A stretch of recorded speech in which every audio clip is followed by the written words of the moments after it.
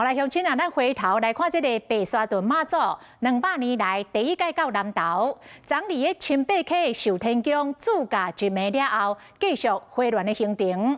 啊，当这个神轿来到民雄路甲南店路口的时阵，佫开始丢图了，因为一边是要去南投市，一边是要去中华殿中。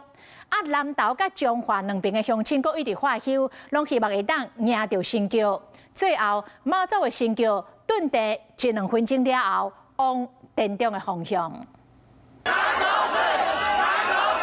白沙屯妈祖行到南投民间乡民雄路甲南店路的相似路口，神轿丢一个，落尾决定落山。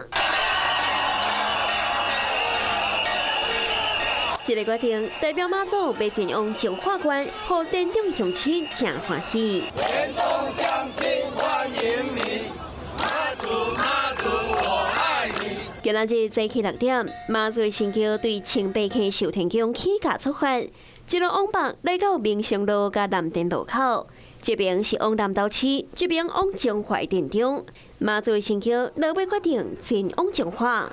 南投市民对昨等待高达，落尾无等到，淡薄遗憾。还好不会太险来到我们南投啊。真的感谢妈祖慈悲哦，进到南投市，然后就家在寿天宫。南投市长洪阿母引导对妈祖行过6天，因宝贝得到稳准，来到南投关，已经创下200多年来的历史。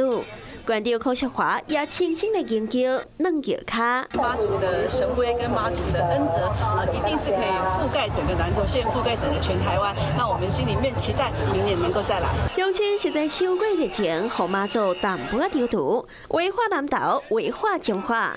妈祖乱叫行一步，搁停了个，到底要行对倒一边？顿地1-2分钟，落尾妈祖行对殿中。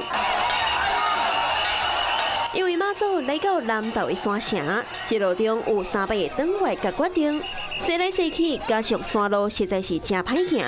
头旗队也因为安尼绕阵绕8公里远，拢唔知影妈祖到底是行对对去啊。所以当妈祖决定行登个熟悉的彰化路线，头旗队拿亲像松一口气。